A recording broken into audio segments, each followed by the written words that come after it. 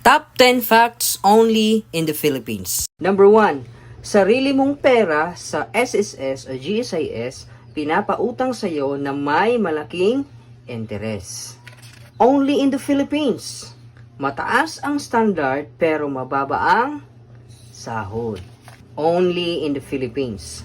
Mahirap makapasok o makakuha ng trabaho kung walang backer.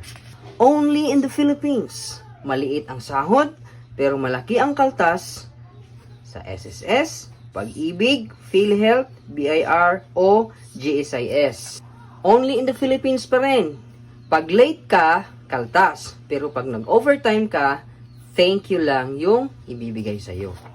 Only in the Philippines. Kasama sa requirements ang physical appearance, dapat maganda, guwapo, sexy o macho.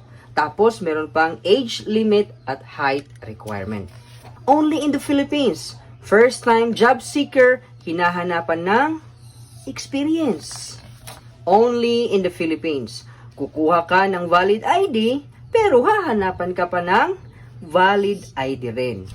Number 9, only in the Philippines. Pag magaling ka sa trabaho, dinadagdagan ka ng trabaho. Hindi dinadagdagan ang sweldo. At panghuli, only in the Philippines. Presyo ng mga bilihin ay mataas. Ngunit ang sahod ay di tumataas.